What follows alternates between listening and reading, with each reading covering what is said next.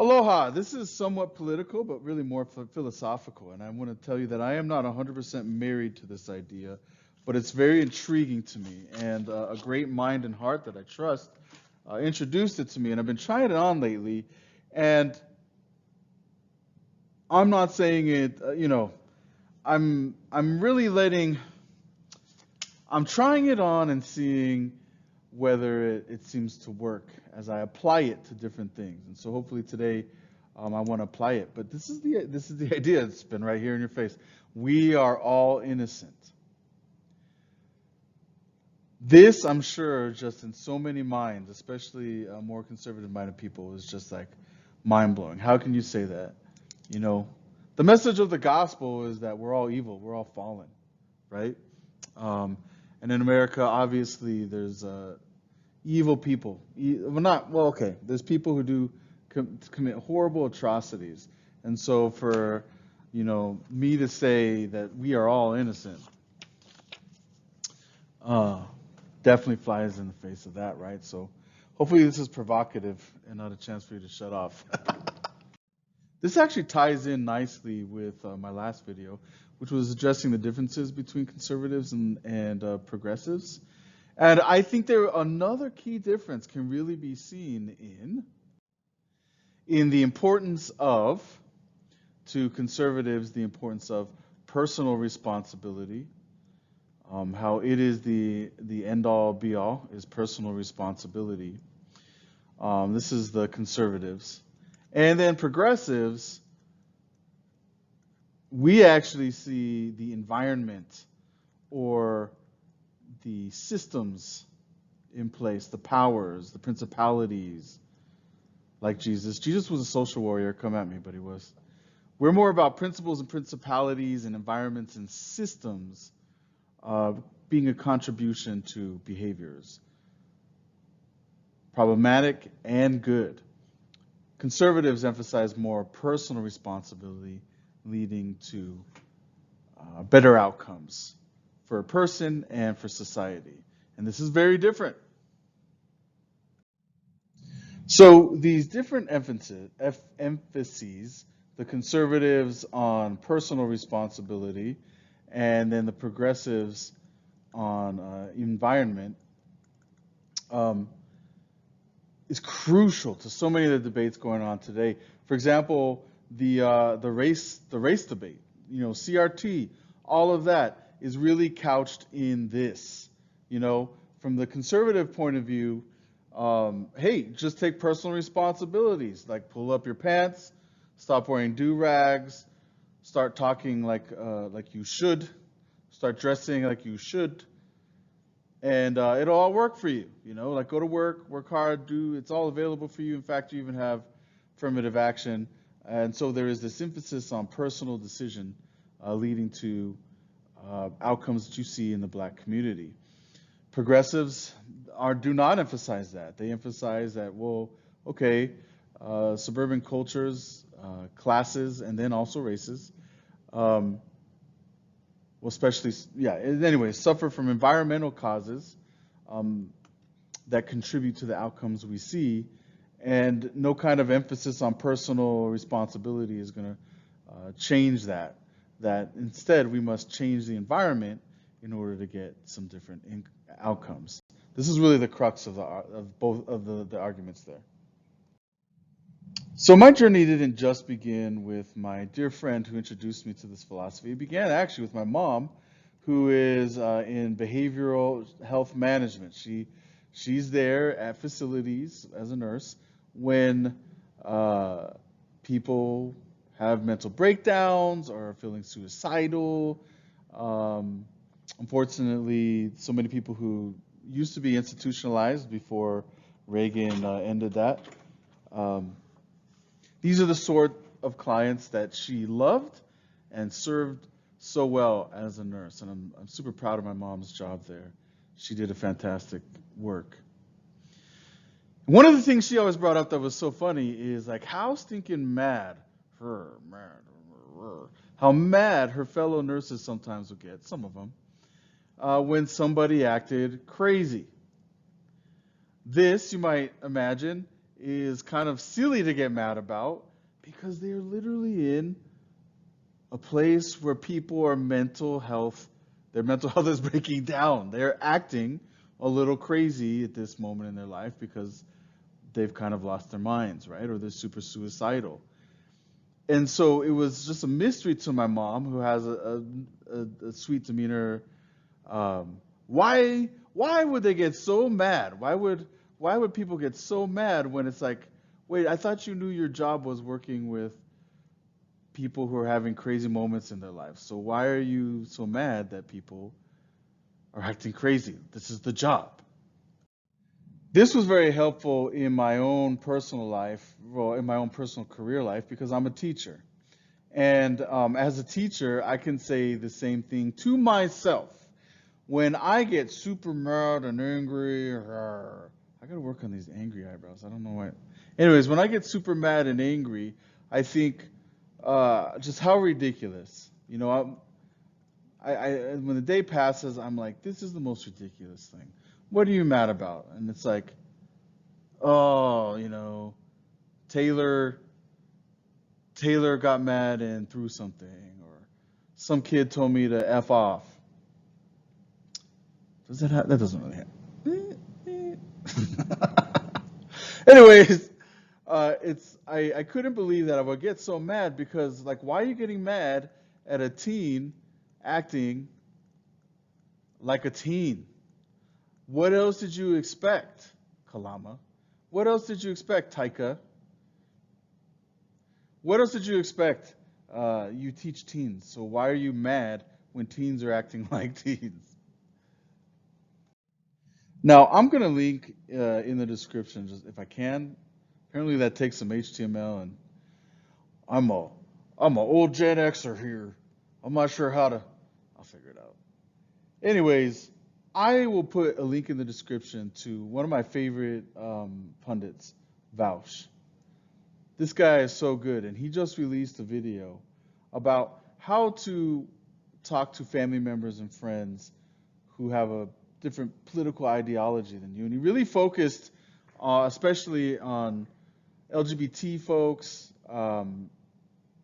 who need to talk to their family or their parents. And there are some amazing principles. Please check it out. But one of them that I just loved, one of the principles he taught so well, was this idea of searching for empathy and understanding, for example, that when you're coming to your parents about something, they're automatically not gonna they're gonna discount what you say relative to what they know because, like, they created your ass, right? My kids are super smart. You know what? Probably I would listen to them actually. So maybe I'm not the best example, but it just makes sense. It just makes sense that a parent is never going to hold equal. They're not never. Is rarely going to hold equal the opinions and knowledge of their kids because they remember their kids in diapers and they fed you and they changed your diapers. Why would they ever listen to your opinions? So if you have parents who do, and I do, you are super, super blessed, and fortunate and privileged. But understand, for the majority of us, we must have empathy that in that position, right? We must have empathy to understand that when you come to a parent and say, okay, I think I'm actually a different gender than what you would ascribe to me, well, then that person must have the empathy to understand that this is going to be kind of mind-blowing to the parents. They must understand that to the parents, you might as well say, oh, I'm going to be a reptile or a duck. It is not true it's not true that it is equal. It's not true that it's equal, but that's how they perceive it. We must have empathy for their position and for their humanity and how hard it is for new things to change. We need to understand that humans are gonna human. Humans are going to human. All right? What does that mean in the context of Vaush's video? It means have empathy, listen, hear, remember, try to put yourself in their shoes And then it also means that our logical, our logos, our appeal to logos, our logical arguments and rhetoric are not going to be the most effective.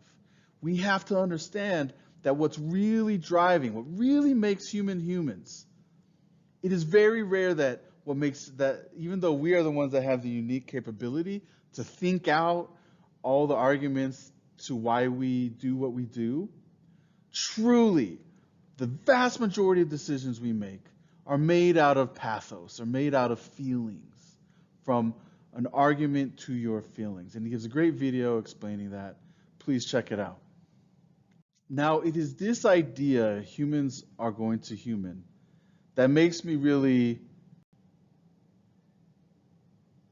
strengthen and feel confident that maybe we are getting to some truth when we say all people are innocent.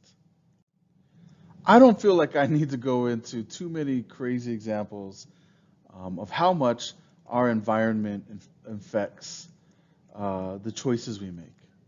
Okay? I'll give one quick demonstration. I have a dear friend from high school. We played football together. And as I talked to him about what was going on in his dating, I wasn't like, I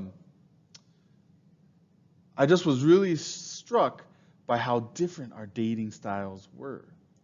And we talked for a couple hours just to kind of feel where he's coming from. And I was really distraught at first. I'm like, man, if I saw dating in this way, I would not.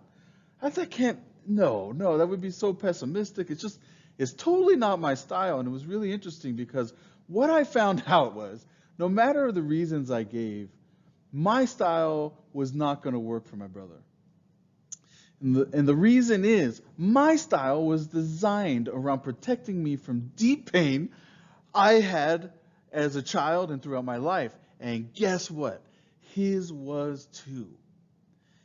Our completely opposite dating styles, we found out after a couple hours of talking, naturally, biologically, we found out that it was because of our experience with our parents and with the opposite sex. And that's what informed such a completely different way to date. We cannot underestimate this, right? What we do, all of us humans, what we do is we cling to this free agency, all right?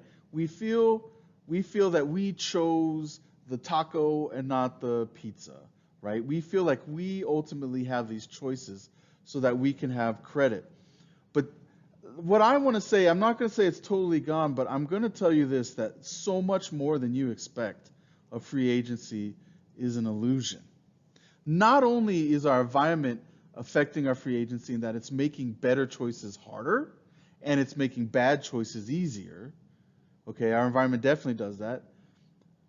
But more than that, you don't understand, like science is starting to advance and show us that there's more than that affects our free agency. And one really, I'm not getting all determinist on you, although there's a reason a lot of philosophers, I won't say most, there's a reason why it's a trending in philosophy, determinism, because there's some strong evidence that our free agency is an illusion.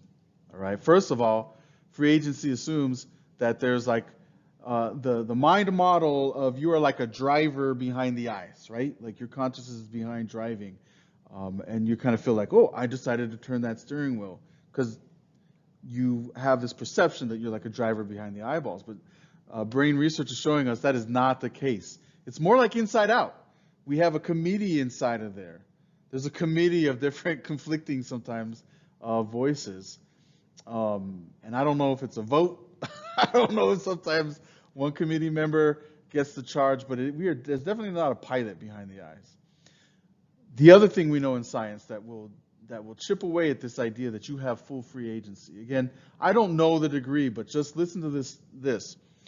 They did a study where they located the part of the brain. Look at whatever, there's wrinkles. Okay, they located the part of the brain. I'm sure it's not there. I don't remember where it is. Okay, they located the part of the brain that makes decisions. All right, and whenever they were like, hey, which are you going to take, a pencil or a pen? They could see they could see this part light up, this kind of decision-making part of the brain light up. But upon further studies, what they started to realize, and this is crazy to me, is that before this decision-making stuff was hitting off in the fMRIs, they were seeing the body move before. They were seeing the body starting to reach for the object. I don't think it was pencils. They saw that happen before anything triggered here, which is crazy to think about, guys, which is crazy to think about. And it definitely chips away at the idea that there's free agency. Now, if anyone wants better specifics on that research, I'll look it up. I think I could be, the details I might be getting a little bit off, but for sure, there was movement, there was action before the decision part of your brain was happening. There's some things that are faster processes than our conscious decisions.